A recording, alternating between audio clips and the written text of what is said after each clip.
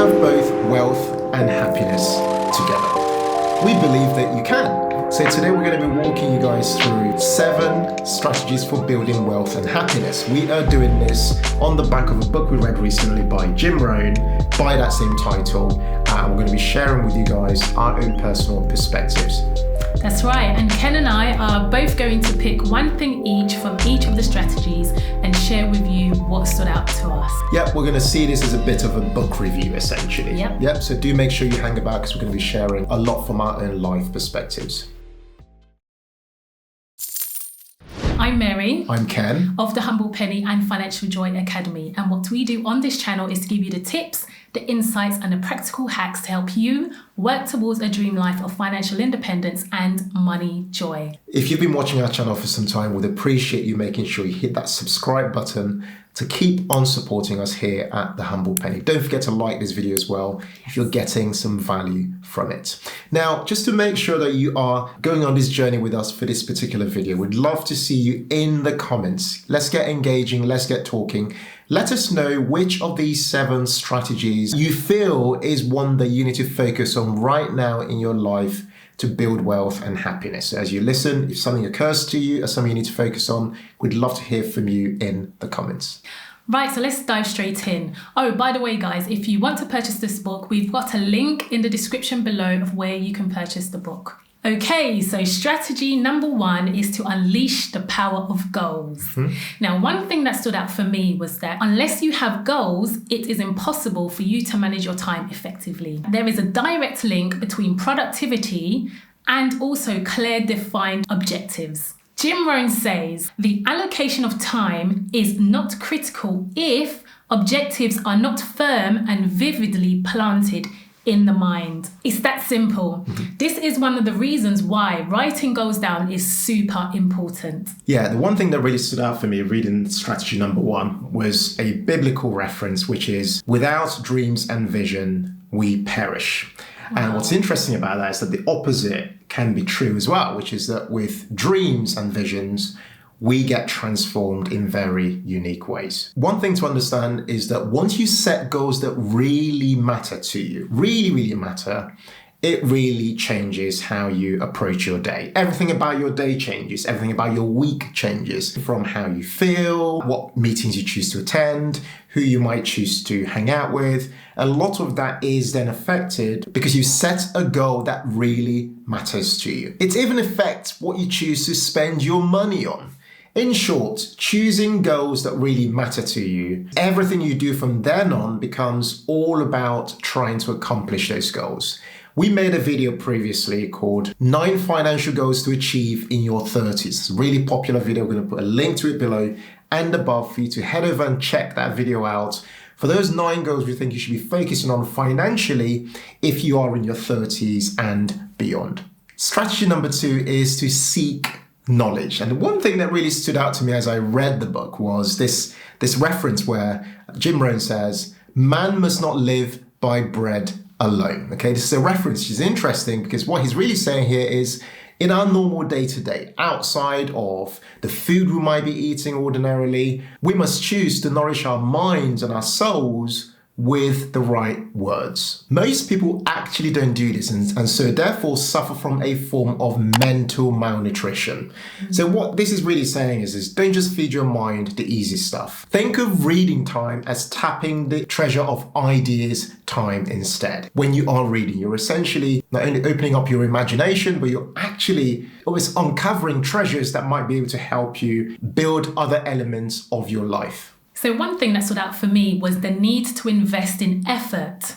So there was a great deal of effort involved in serious learning. So whether it's reading or observing, self-observation or observing other people, in everything you do, the intensity of your efforts would have a direct result in how much you actually learn. So practically speaking, I know when we finish work, we all want to eat and then, Netflix and chill. But if you just carve out 30 minutes of your day and dedicate it to reading, there will be a profound effect that you will find and you will see in your own life personally. And if you don't have time to read books, you can listen to audiobooks. Whatever it is that works for you, just make it happen. Yeah, it'd be good to actually know from the guys watching. Do you guys do about 30 minutes reading per day? Let us know in the chat. Do you struggle to do 30 minutes per day? What is it that is your biggest struggle? Are you struggling with being consistent maybe with doing 30 minutes per day? It'd be good to know in the comments. Strategy number 3 is learn to change. Now, this bit really spoke to me. Jim Rohn said, to have more than you've got, you have to become more than you are. Wow. Otherwise, unless you change how you are, you always have what you've got. Wow, that one's a hard one, isn't it? i.e., hard one for people to accept. Yeah. You've got to become more than you are. It's a harsh reality. Yeah, harsh reality. It's proper. So basically that implies that if you're in a state where you don't want to be, it implies that you're not doing more to be more than you have been for some time. Yeah, you're not coming out of your comfort zone and you're not doing the necessary to change and improve on yourself. A key concept in the book is income rarely exceeds personal development. So a key question for you to think about and ponder on is, have you changed, for example, in the last 3 years? Or are you still the same in terms of your development in skills, knowledge gained? Really think about it and let us know in the comments section below. The one concept that really stood out for me when it comes to this specific strategy is this concept of value, okay? Now, imagine a scenario where you've got two people. They both have the same background, the same levels of experience. They're selling the same product or service. They come from the same industry, and they've got the same number of hours per day. But you have one person who might earn, say, £2,000 per month, and another who might earn, say, £4,000 per month, given every other thing is the same. Why is that? Why is it that you have those two people earning different things, even though they're selling exactly the same things and also have the same backgrounds entirely? This key concept of value is a powerful one in economics. Essentially, you do not really get paid for the time that you put in. What you're really getting paid for is for the value that you're creating, i.e. the problems that you're solving and the results that you're getting for somebody else. So even if today you are earning on a per hour basis, what that really implies is that the value that you are creating is actually limited to an hourly charge, okay? So it's not that you are selling your time necessarily on an hourly basis, but the thing that really underlies that is the value that you are perceived to be creating in order to generate that hourly charge. Does that make sense? I hope that makes sense, because it's actually a really powerful concept, especially for those of you who are maybe running a side hustle or who might want to create a business or who are even pursuing their careers. You should speak in terms of value and results rather than in terms of perhaps hourly rates or, rates that imply a swap of time and money. Strategy 4 is to control your finances. Now, this is one that we are very much aware of here on this channel. But the one point that really stood out for me was this idea of being happy as a taxpayer. Okay, now tax is a big subject for a lot of people, but this book really makes you think of tax very differently from the perspective of being happy to pay for taxes, because taxes have a purpose in society. They pay for various things that we might use ordinarily and might, take for granted and not realize that our taxes have an impact on being able to have those services delivered. So that really almost offered me a different mindset, a different way of thinking about taxes. But the point that got made after that, beyond being happy with paying taxes, is then being able to live on what's left over after you've paid your taxes, and being able to have certain rules around that, such as the 50-30-20 rule, which we've made a video about before, and we'll put some links below for you to check out. So being able to really then manage what's left over after that. Being happy with taxes is okay, because if you are somebody who has the mindset of growing their income over time, then even though you're paying taxes on that money, net, you're still better off anyway. Essentially, so the net amount that you have left over is then something that, with the right mindset, you're much more able to manage in a much better way. So what jumped out for you when it came to this section on controlling your finances? Yeah, so it was Jim Rohn's concept of dividing the pie. And so here he uses an example of people often say, if I had more money, I will have a better plan financially. Wow. But actually, the truth is that if you had a better plan, you would then have more money. So this is a statement of major importance. Yeah. He says it's not the amount that counts, but it's the plan that counts. It's not how much you allocate, but it's how you allocate it. Bars. Do you know what? That is exactly what he was dropping gems. Yeah, bars. Guys, we did a useful video on this topic called 10 Things to Stop Paying For Now. Check it out and, I think you'll find it useful. Yeah. Strategy number 5 is to master your time. We all get 24 hours in a day, and it's either you run your day or the day runs you. It's really a matter of deciding to be in charge. One of the best ways to start regaining control of your time is to learn the most important time management word. Do you know what that word is? Guessed it? The word is no. That's right. Yep. Learn to say no. No. It's easier said than done, though. Even we're trying to get better at this, aren't we? Yeah. I mean, it's easy for us to, want to please people and be nice and say yes, but really, you gain control by just really learning to say no. And yeah, we're learning, like you said. So for me, on this point on mastering your time, the point that stood out for me is this point where he says, know thyself. Love okay? it. So he's saying here essentially that each of us has a unique biological clock that daily controls our peaks and our ebbs of our productivity. Yeah. So essentially what he's saying here is this: find out when you are most energetic. So if you're somebody who is a morning person, you have your buzz in the morning, your energy, your mind is at the right place in the mornings, then essentially try and put all your most challenging tasks or your most complex projects to happen in the morning. We've actually made a video previously for those of you who struggle with being time poor. Check out the video we made, how to find time for your side hustle ideas. Put a link to that below and above. Head over and check it out to learn more about how you can better become a master of your time. Okay, so strategy 6 for wealth and happiness is to surround yourself with winners. Yeah. So the idea that really stuck out to me as I read this was this idea called the principle of association.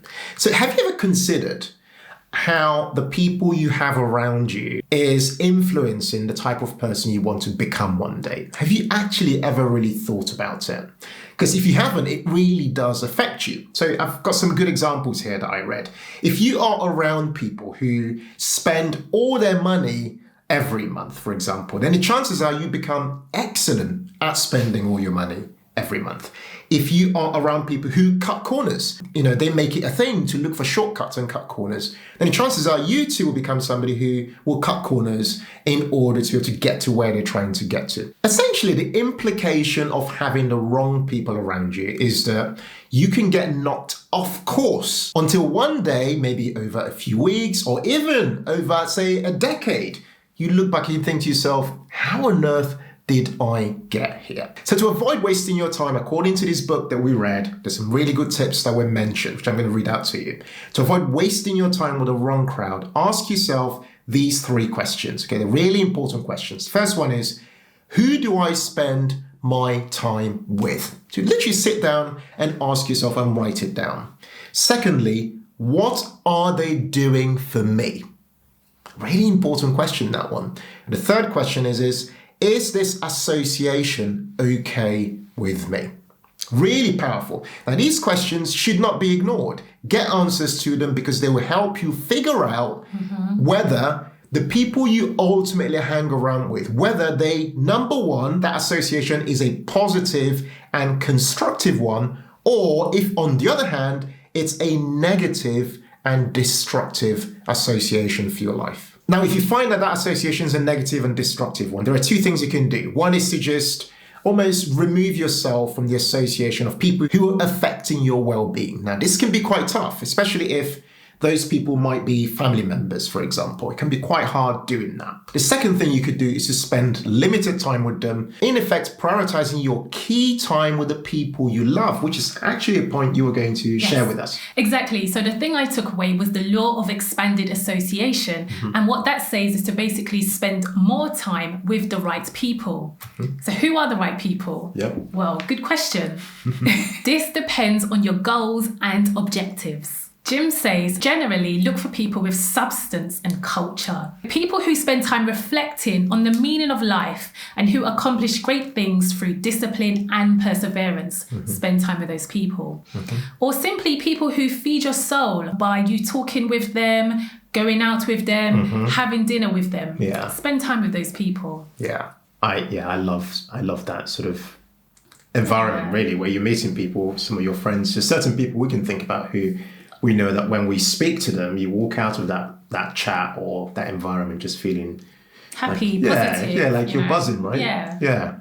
Strategy number 7. So this is the last one and one of our favorite ones, which is to learn the art of living well. Yes. We talk a lot on this channel about how to earn and to build wealth, but one of the key messages that we keep trying to put across is the need to learn to live. Powerful. There's no point in having huge amounts of money, but then being poor in spirit and having little joy in your life. Designing a lifestyle that works for you is critical and is one of the reasons that's brought us to where we are today, really. So there are various ways to live in well, and one of them is to live generously. Yes. This book gives us a simple example of generous living. So imagine that you went to a restaurant and you received excellent, exceptional service. If you had in mind to tip the waiter maybe £1 or £2, what would you pick? £1 or £2? What would you guys pick and why? Would you pick £1 as a tip and £2 as a tip? Yeah, let us know. It's not a big difference, but it actually can make a big difference to you mentally. Let me read on. So this book suggests to always tip the higher amount. And here's why. If you give £1, it will affect your whole day, your mood. It will make you feel like you're cheap. Grumpy. Guilty, insecure. And you might even call yourself a cheapskate.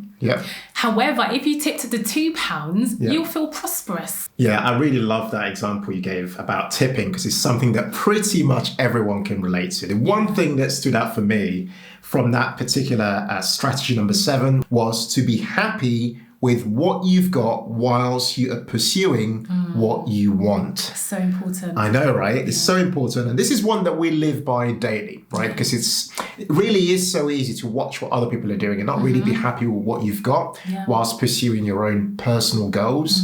The thing that this book really makes clear is that even people on low incomes can experience a sophisticated lifestyle. Okay, so it gives some really good examples. Here are the practical examples. For example, save up money that you might spend ordinarily on fizzy drinks, for example, and over time instead buy yourself a bottle of wine, right? That's pretty sophisticated, right? Another example is this: you might save money that you might spend on going to the cinema and one day instead use it to go to the theatre, okay? So notice it's the same money, but it's a different lifestyle, right? And the third one is you might save money that you might spend ordinarily, £1 here, $1 here and there. You might save that through the year and use that to go on a dream holiday destination. Don't just spend your money here and there, a little bit here and a little bit there. It really does add up. Instead, be pretty intentional about where your money goes. Save up and instead for something more lasting, something with some eternal value, something that gives you a lifelong memory or a lifelong experience. Love it.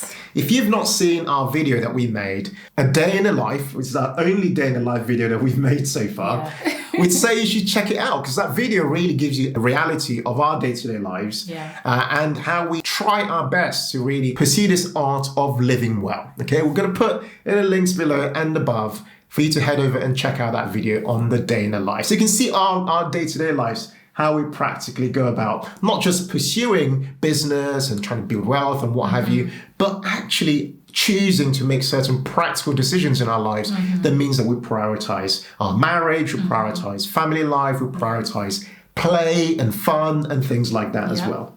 So this book ends with a very important message, which is to ask for God's help, something which we've done throughout our whole lives. Yeah. And we continue to. Yeah.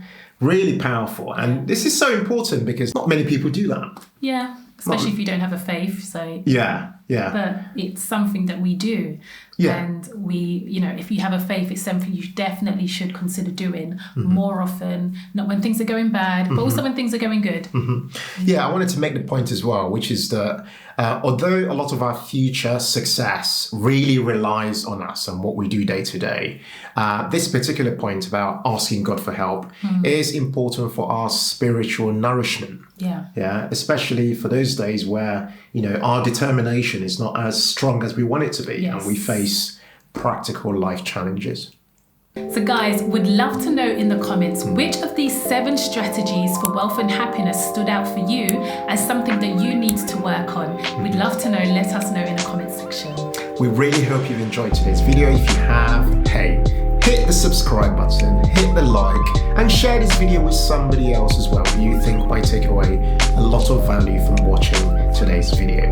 Thank you so much for watching today's video, guys. Thank you, guys. And as ever, in all things, be thankful and seek joy. Take care. Bye.